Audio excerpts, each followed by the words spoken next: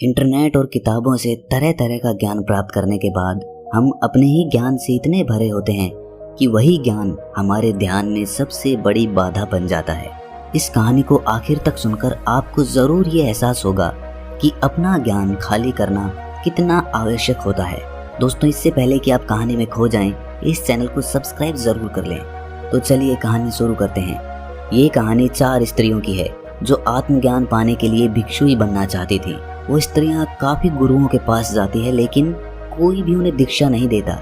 फिर उन स्त्रियों को एक ऐसे गुरु के बारे में पता चलता है जो इन सब गुरुओं से बिल्कुल अलग था, क्योंकि उनका किसी को भी शिष्य बनाने का तरीका बेहद अनूठा था। वो सबको शिष्य बनाने के लिए तैयार होते थे, चाहे कोई स्त्री हो या पुरुष।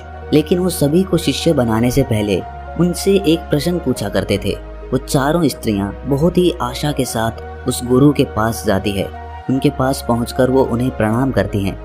तब वो गुरु उनसे आने का कारण पूछते हैं।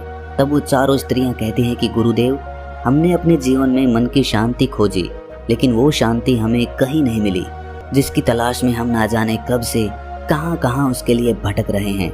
हम आपसे दीक्षा लेकर भिक्षुई बनना चाहती हैं और परम सत्य की खोज में लगना चाहती हैं। वो गुरु कहते हैं कि ठीक है, मैं तुम्हें दीक्षा दूंगा, लेकिन उसके लिए तुम्हें मेरे एक प्रश्न का उत्तर देना होगा। यदि तुम इस प्रश्न का उत्तर नहीं दे पाती तो मैं तुम्हें दीक्षा नहीं दूंगा। प्रश्न बहुत सरल है, क्या तुम तैयार हो? तब वो चारों स्त्रियां कहती हैं कि ठीक है गुरुदेव, हम तैयार हैं।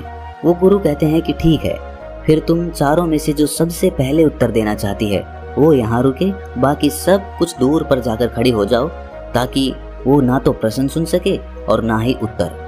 तब गुरु पहली स्त्री से प्रश्न करते हैं कि मान लो कि तुम एक नाव में हो जिसमें 20 पुरुष हैं और तुम अकेली स्त्री हो।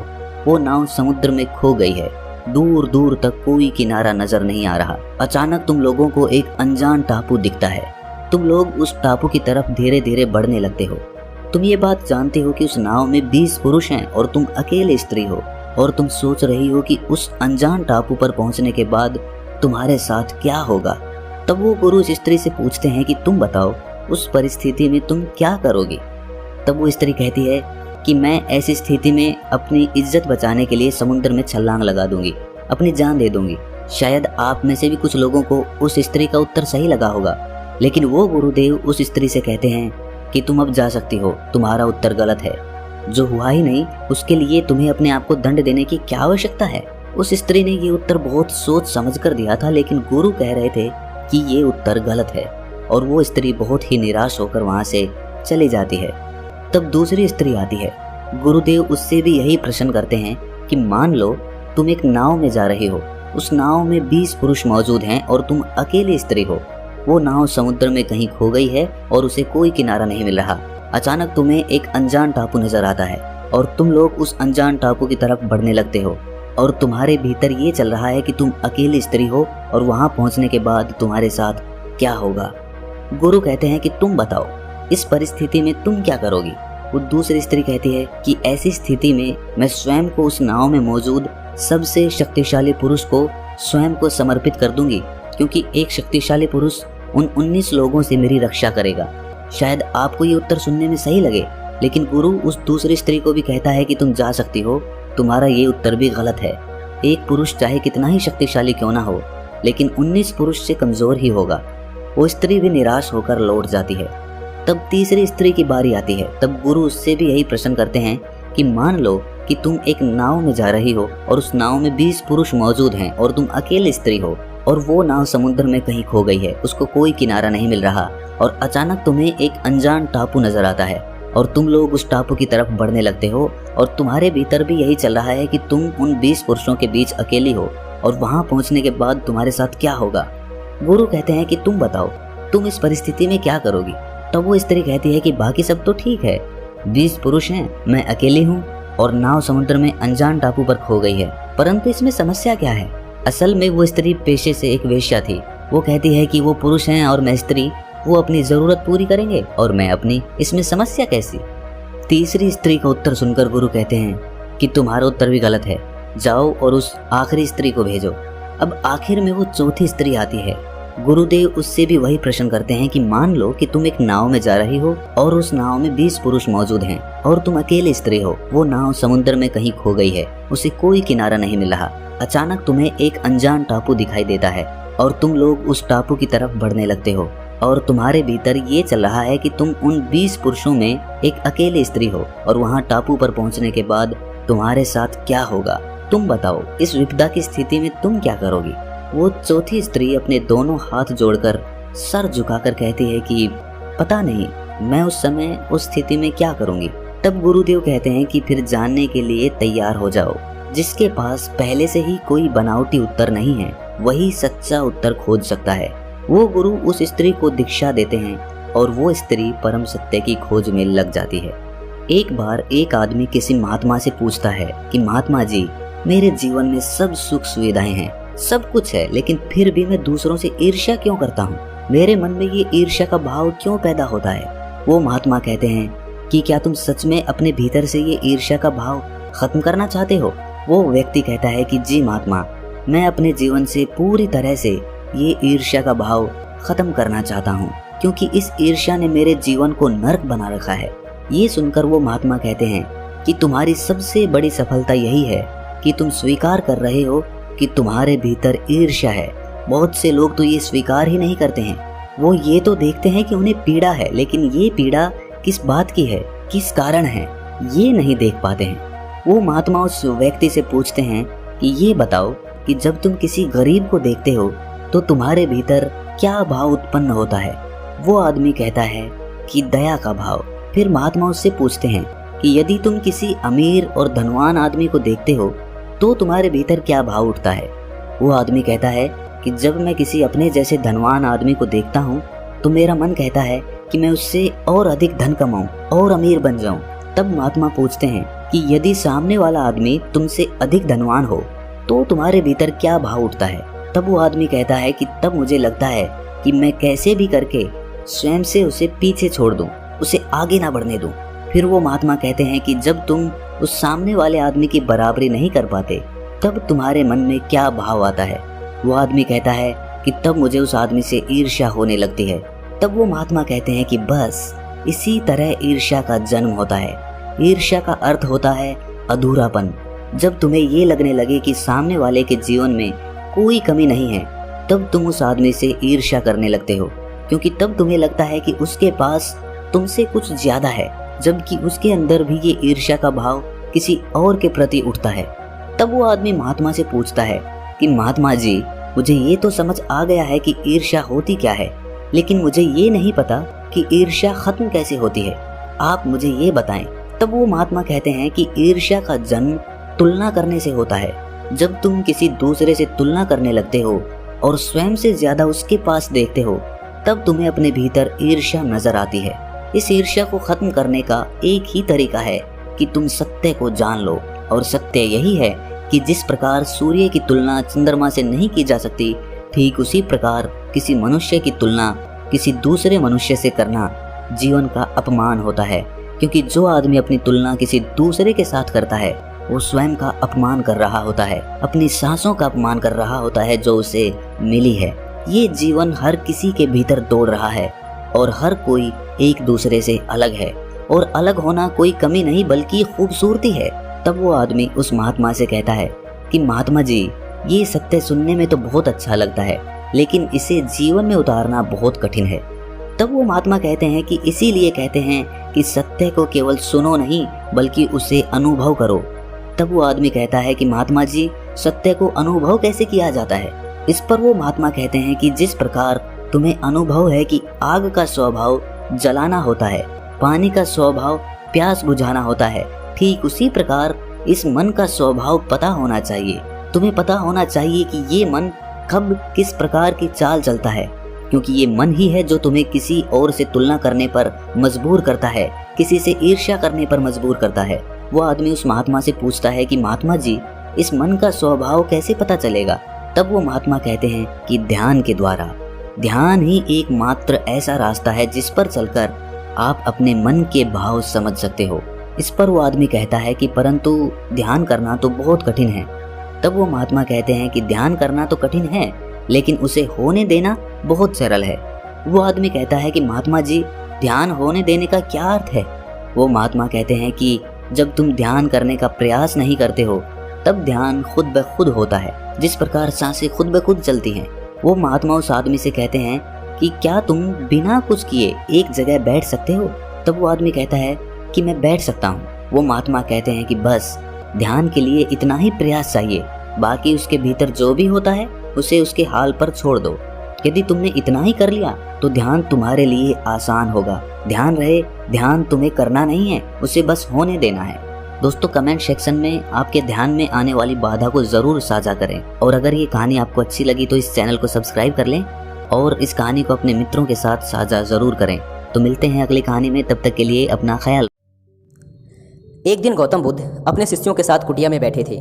सभी शिष्य आज जानना चाहते थे कि मोक्ष कैसे प्राप्त किया जा सकता है, इसलिए उन्होंने महात्मा बुद्ध से निवेदन किया कि वो आज मोक्ष पर उपदेश दें। शिष्यों की बात मानकर बुद्ध ने एक कहानी सुनानी शुरू की। यह कहानी थी एक जल्लाद और भिक्षुक की। अपने राज्य का मुख्य जल्लाद, जिसने बहुत से गुनाहगारों को दंड दिया था, अब वह रिटायर होकर राज्य से बाहर एक कुटिया बनाकर अपना जीवन व्यतीत कर रहा था। उसे हमेशा लगता था कि उसने कितने लोगों की हत्या की है, वह कितना बड़ा पापी है। ऐसे ख्यालों से वह हमेशा घिरा रहता था। वह अपना सारा दिन पश्चाताप में ही गुजारता था। एक दिन वो रोज की तरह इन्हीं ख्यालों में खोया हुआ खाना खाने के लिए थाली परोस रहा था। तभी उसको बाहर दरवाजे से किसी की आवाज़ आई। उसने बाहर जाकर देखा तो एक भिक्षुक खड़ा था। भिक्षुक के चेहरे को देखकर ही जल्लाद समझ गया कि भिक्षुक बहुत ही लंबी साधना के बाद आज उठा है और भूख से व्याकुल भी है। जल्लाद के मन में आया कि जिंदगी भर तो मैंने बस हत्याएं ही की हैं, आज मौका मिला है कुछ पुण्य कमाने का, तो इसे गंवाना नहीं चाहिए। उसने भिक्षुक को पूरे सम्मान के साथ अंदर बुलाया। वह अपने खाने की थाली उसे दे दी। भिक्षुक खाना देखकर बहुत प्रसन्न हुआ। भरपेट भोजन करके भिक्षुक ने जल्लाद से बातचीत शुरू की। जल्लाद ने भिक्षुक को अपने जीवन की सारी कहानी सुनाई। उसने बताया कि वह कैसे काम करता था, उसने कितने लोगों को फांसी दी और वह सोचता है कि वह कितना बड़ा अपराधी है। जल्लाद की वेदना सुनकर भिक्षुक बहुत ही शांत स्वर में बोले, क्या तुमने वो जीव हत्याएं अपनी मर्जी से की थी? जल्लाद ने कहा, नहीं, मैं तो बस मेरे राजा की आज्ञा का पालन कर रहा था। मेरा कोई इरादा नहीं था उन्हें मृत्युदंड या सजा देने का। तब भिक्षुक ने कहा, फिर तुम अपराधी कैसे हुए? तुम तो अपने राजा के आदेशों का पालन कर रहे थे। तब जाकर जल्लाद को एहसास हुआ कि वह किसी गलत काम के लिए जिम्मेदार नहीं था। उसका कोई दोष नहीं है, वह तो बस अपना दायित्व पूरा कर रहा था। इस प्रकार जल्लाद का मन शांत हो गया। फिर भिक्षुक ने जल्लाद को उपदेश दिया और उससे विदा ले ली। इस घटना के बाद से जल्लाद का मन शांत रहने लगा। उसने भिक्षुक द्वारा दिए गए उपदेशों व शिक्षाओं का पूरे नियम पूर्वक पालन भी किया, जिससे उसे ज्ञान की प्राप्ति हुई और उसकी मौत के बाद उसे मोक्ष प्राप्त हुआ। इतना कहकर बुद्ध ने अपनी कहानी को विराम दिया। सभी शिष्य बहुत ही आश्चर्य के साथ बुद्ध की ओर देख रहे थे। किसी को समझ नहीं आ रहा था कि जिसने इतनी सारी हत्याएं की हों उसे मोक्ष कैसे प्राप्त हो सकता है। तब एक शिष्य ने यह दुविधा बुद्ध के सामने रखी। तब महात्मा बुद्ध ने शिष्यों को समझाया कि भिक्षुक के उपदेश से जल्लाद को ज्ञान प्राप्त हो गया था। जल्लाद के जीवन में पहली बार किसी ने उसे ज्ञान का उपदेश दिया था, जिसे उसने पूरे शांत चित्त और मन के साथ सुना था और समझा भी था। इसलिए मृत्यु के बाद उसे मोक्ष प्राप्त हुआ। अपनी बात को विराम देते हुए अंत में बुद्ध बोले, बिना ज्ञान के हजारों शब्दों का उपदेश भी बेकार है, किंतु जब शांत मन से उपदेश का एक शब्द भी सुन लिया जाए तो वह ज्ञान देता है और ज्ञान से ही मोक्ष की प्राप्ति होती है। दोस्तों, इस कहानी ने हमें सिखाया कि अपने कर्तव्यों का पालन बिना किसी दुर्भाव के पूरी ईमानदारी के साथ करना चाहिए। साथ ही अपने मन को हमेशा शांत रखना चाहिए, क्योंकि शांत मन से उपदेश सुनने पर ही वास्तविक ज्ञान की प्राप्ति हो सकती है, जो कि हमें मोक्ष की ओर ले जाता है। अतः महात्मा बुद्ध कहना चाहते थे कि केवल आत्मज्ञान से ही मोक्ष की प्राप्ति संभव है।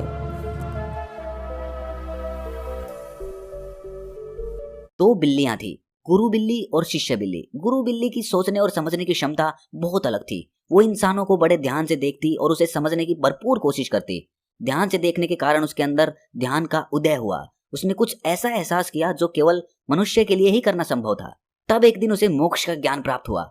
उसने ये बात शिष्य बिल्ली को बताई तो शिष्य बिल्ली ने पूछा कि मोक्ष से क्या होगा? तो गुरु बिल्ली ने कहा कि मैंने सुना है कि सब समाप्त हो जाता है, कुछ नहीं रहता, मैं भी नहीं रहूंगी। शिष्य बिल्ली ने कहा कि ऐसे मोक्ष का क्या फायदा जब हम ही ना रहें? मुझे तो ऐसे ही आनंद आता है, मजे से चूहे मारकर खाओ। इस जीवन में कितना आनंद आता है, इस जीवन में सुख है, दुख है, सब कुछ तो है।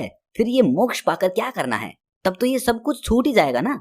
जहाँ ये सब कुछ मिलेगा ही नहीं तो वहां जाकर क्या फायदा? गुरु बिल्ली ने कहा कि मैंने ध्यान किया है, इससे मुझे एक अलग ही अनुभव हुआ है जो मुझे बिल्ली रहते हुए कभी नहीं हुआ।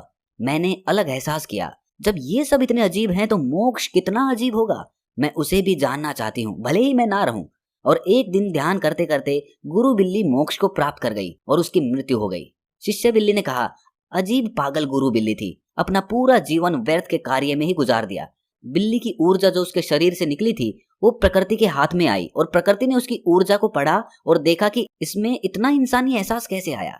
अब इसे दोबारा बिल्ली नहीं बनाया जा सकता, अतः उसे बिल्ली होने से मोक्ष मिला और उसे इंसानों के रूप में जन्म मिला। और फिर वो दोबारा उस घर में आई जहां उसने बिल्ली बनकर अपना जीवन बिताया था। और उस घर में अभी भी वो शिष्य बिल्ली चूहे पकड़ रही थी। आप सोच रहे हैं कि वो बिल्ली जन्म लेकर वापस आई, लेकिन वो बिल्ली नहीं रही थी, अब वो इंसान बन चुकी थी, उसे मोक्ष मिल चुका था। अब उस बिल्ली ने उन्नति कर ली थी। उसे अगर आप बिल्ली कहेंगे तो वहां पर वो हंसेगी कि आप पागल है। तो मोक्ष के ऊपर वाली स्थिति हम कभी नहीं समझ सकते जब तक हम ध्यान में नहीं उतरेंगे। तब तक हमें ऐसा ही लगेगा जैसा उस बिल्ली को लग रहा था कि मोक्ष पाकर क्या मिलेगा।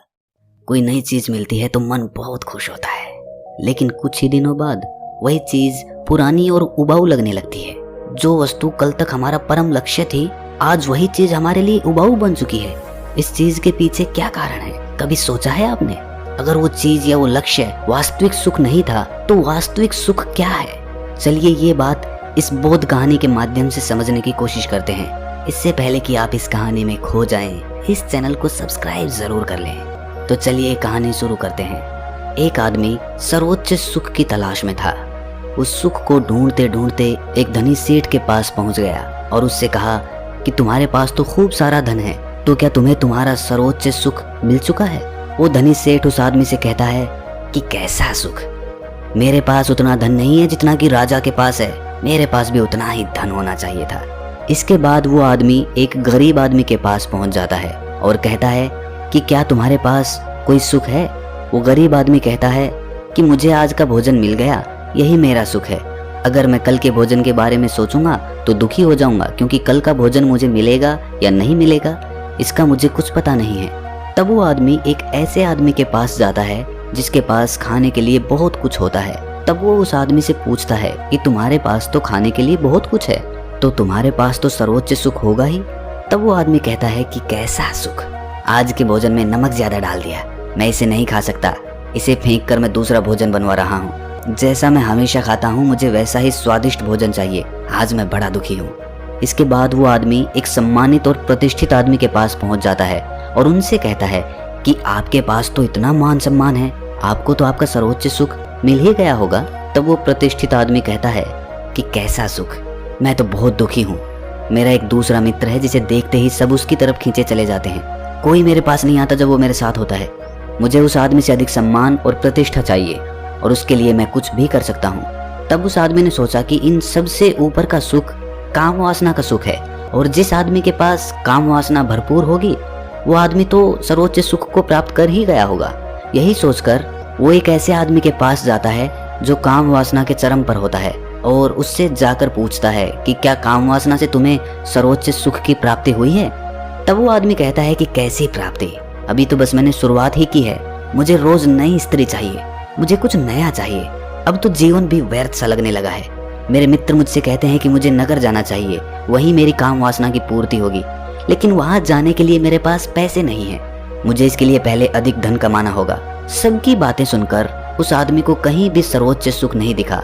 तब उसने तय किया कि वो बुद्ध के पास जाएगा और इसीलिए वो बुद्ध से मिलने के लिए निकल जाता है और बुद्ध के पास जाकर उन्हें प्रणाम करके उनसे कहता है कि हे तथागत, मैं बहुत दूर से आया हूँ। मैंने सुना है कि आप सबकी समस्याओं का समाधान कर देते हैं, क्या आप मेरी समस्या का भी हल कर देंगे? तब तथागत बुद्ध कहते हैं कि कहो क्या जानना चाहते हो? तब वो आदमी कहता है कि हे तथागत, मैं पूरी दुनिया के भ्रमण पर गया था ये जानने के लिए कि सर्वोच्च सुख क्या है। एक ऐसा सुख जिसे मिलने के बाद किसी दूसरे सुख की लालसा न रहे, आदमी परिपूर्ण हो जाए। एक ऐसा सुख जिसकी कामना हर कोई करता है, ऐसा सुख जो कोई भी नहीं चाहता कि उसके जीवन से जाए। परंतु मुझे अभी तक ऐसा कोई भी सुख नहीं दिखा जो सर्वोच्च हो, जिसके पाने के बाद इंसान कह सके कि मुझे और कोई सुख नहीं चाहिए, यही मेरे लिए सर्वोच्च सुख है। हे बुद्ध, क्या सच में ऐसा कोई सुख है जिसके मिलने के बाद किसी दूसरे सुख की कामना ही ना रहे? तब बुद्ध उस आदमी की बात सुनकर कहते हैं कि तुमने इस दुनिया का भ्रमण करके क्या जाना कि ये दुनिया कैसी है, यहाँ सबका सुख कैसा है? तब वो आदमी कहता है कि हे बुद्ध, यहाँ पर सबका सुख अलग अलग है, किसी का भी सुख एक समान नहीं है, सबकी परिभाषा यहाँ पर अलग अलग है। यहाँ पर कोई सुखी होने के लिए राजा की तरह बहुत सारा धन दौलत चाहता है, तो कोई काम वासना में अपना सुख खोज रहा है। कोई भोजन में सुख खोजता है तो कोई मान सम्मान और प्रतिष्ठा में सुख खोजता है, कोई किसी के दुख में अपना सुख खोजता है। तब बुद्ध ने कहा कि क्या ऐसा करने से उनको सुख की प्राप्ति हुई? तब वो आदमी कहता है कि हे बुद्ध, मैंने देखा है कि जब मनुष्य अपने सुख तक पहुंचता है, जो वो चाहता है वो उसे मिलता है, तब वो उसे पाते ही पागलों की तरह झूम उठता है। उसे इससे खुशी मिलती है, लेकिन ये सब कुछ समय के लिए ही होता है। कुछ समय बाद इस सुख की महत्ता कम हो जाती है और फिर से वो सुख खोजने लगता है, और यही चक्र निरंतर चलता रहता है। और सुख को खोजने के लिए वो आदमी और ज्यादा दुखी होता रहता है। वो आदमी कहता है कि हे बुद्ध, ये कैसी दुनिया है जो सुखी होने के लिए दुख को खोज रही है। तब बुद्ध मुस्कुराने लगते हैं और कहते हैं कि एक बात बताओ कि क्या जो राजाओं की तरह धन दौलत चाहता था, क्या उसके पास धन दौलत की कोई कमी थी? और जो काम वासना को चाहता था, उसके पास काम वासना की कमी थी? और जो स्वादिष्ट भोजन चाहता था, क्या उसके पास 2 वक्त के भोजन की कमी थी?